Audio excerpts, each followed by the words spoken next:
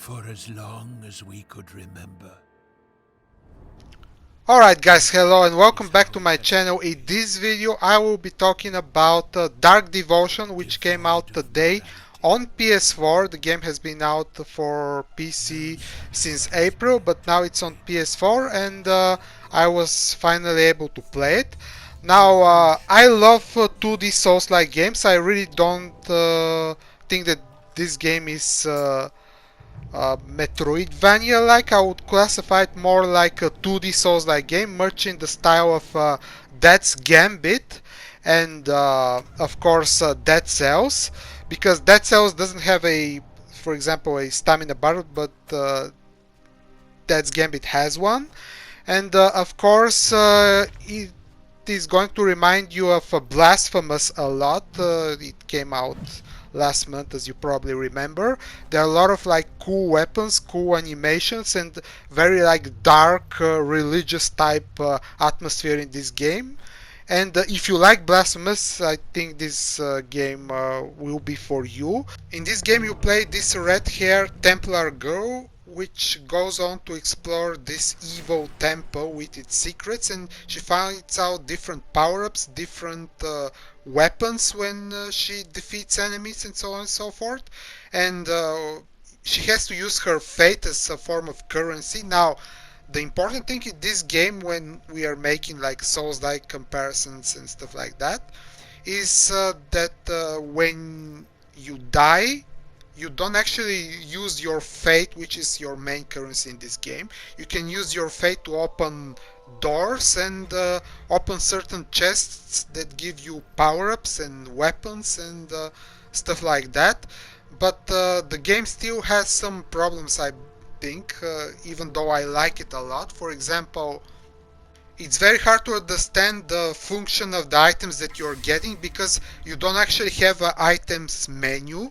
So you pick them off the ground and you have to like read the explanation. Otherwise, once you get those items, you're not going to be able to understand what they actually do. So that's kind of a downside. It's kind of hard to like get around of what items are the best to use, and like the weapons and stuff like that.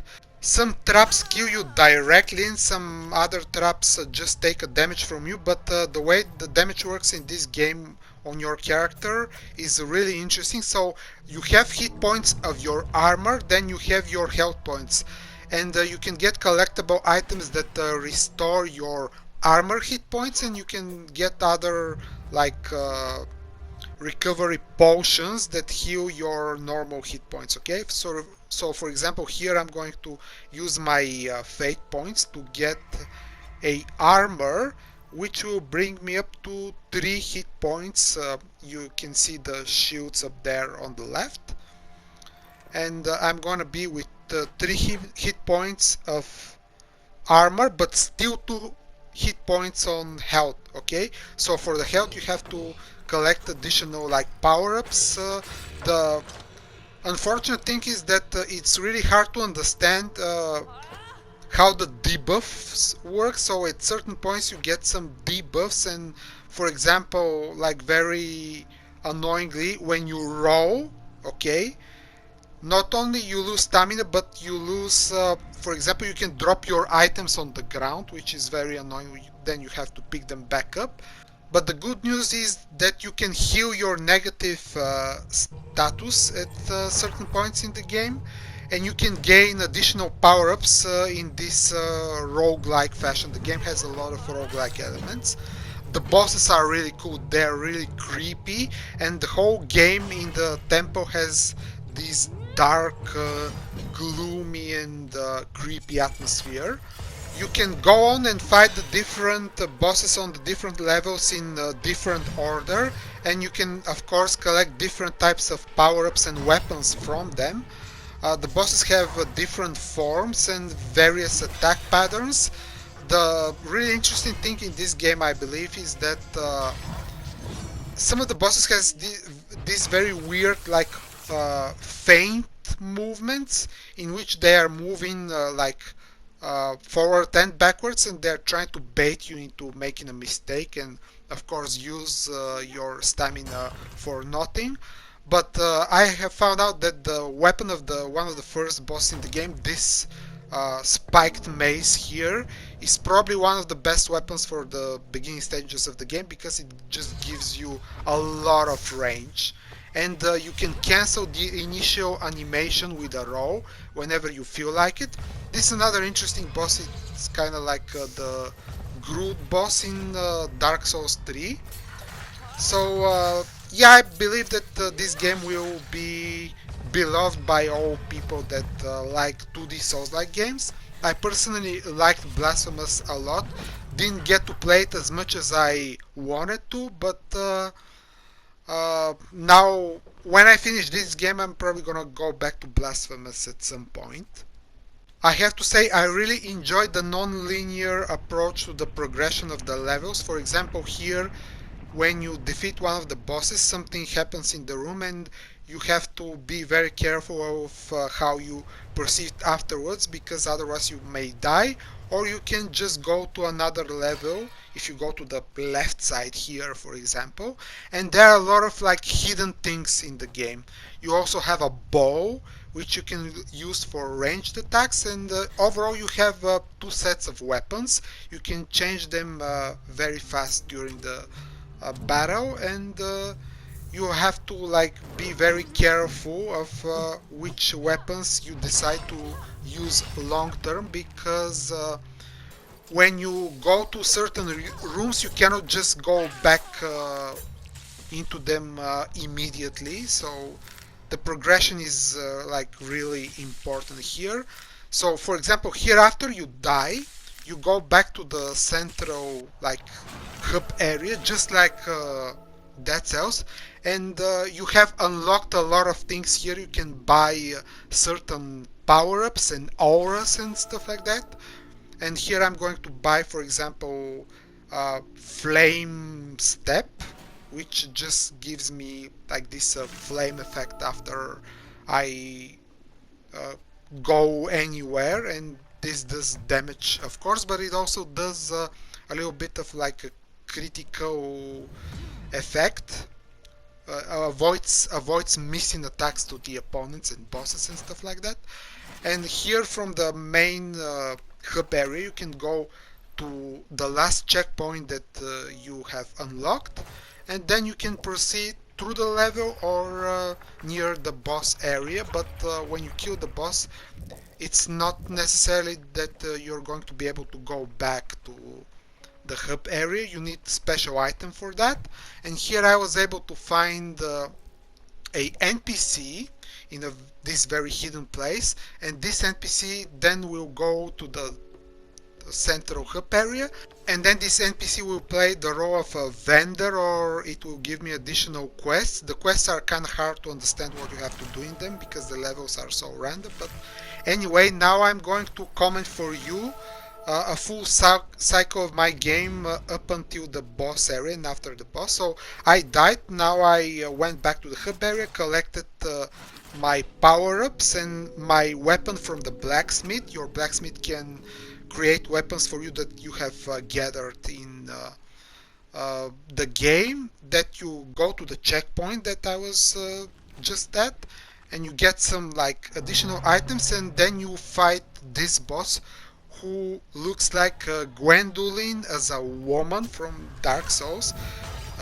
It looks like this boss is pregnant or something. Kind of reminds me of Bloodborne also. So as you can see, the boss has these like homing attacks, and these attacks that are telegraphed with this specific sign that warns you of danger. And I'm using my super high ranged weapon to do some damage to the boss, and I'm trying to keep my distance because as you can see, the boss just moves forward and backward in this very weird fashion, and like moving very close to her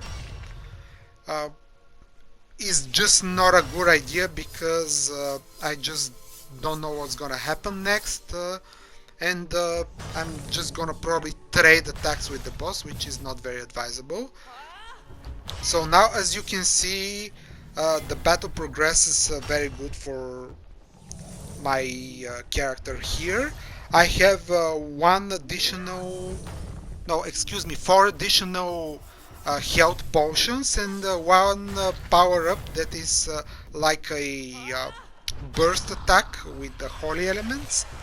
So now the boss is in the second form, but notice that I had to like take all of her life away before that.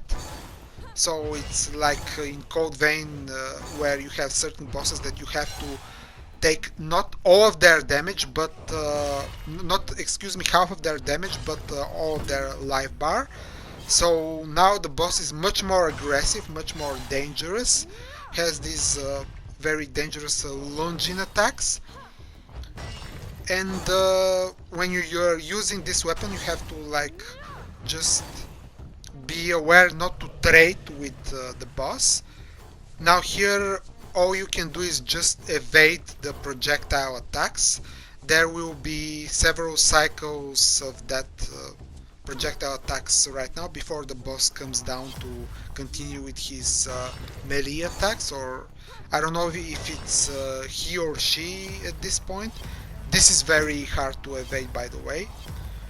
You can die very quickly because when an opponent or a boss hits you, like you take the damage right away and the boss can hit you right away the second time, and you can just die with your 2 hit points and not understand what happened there. But here I used my like holy burst attack and I killed the boss. And as you can see now, I'm going to collect this weird shield that I can use as a second weapon. Certain weapons are two-handed and you can only use them with 2 hands. You don't have additional shield, for example, but you can have a sword and a shield, or for example a bow and arrows, or a sword and a like a spell book. And these like collectible items that give you permanent power-ups are very important also. But here was the interesting thing that I noticed: after you finish certain portions of the game, the game progresses in a much more straightforward way compared to what it was in the beginning, in which you can go to various areas. Okay, and now I'm going to a certain like deeper part of these temple ruins, and it's very interesting, guys. I don't know, like I like Blasphemous a lot, although I'm not a religious person, but the way the mythology and the characters were presented there was very intriguing for me, and I think this game follows the same atmosphere very well. And really, if you're a fan of Blasphemous or Dead's Gambit or Dead Cells or even Salt and Sanctuary, I think this game will be fun to play. Okay? Although I have a few issues with the lack of explanation of the items in the game, or the lack of item menu and certain like interface choices, I still think Dark Devotion is an awesome game. And by the way, it was made by the developer called The Arcade Crew, which also made another great game this year, kinda old school game, which is better than the new Condor, by the way. It's called Blazing Chrome, you probably remember it. And yeah, this is my opinion on Dark Devotion. It's already on PS4 and Nintendo Switch. It came out on PC earlier this year, and I wholeheartedly recommend this game for you. Thanks for watching, guys, and I will see you in the next video. Bye!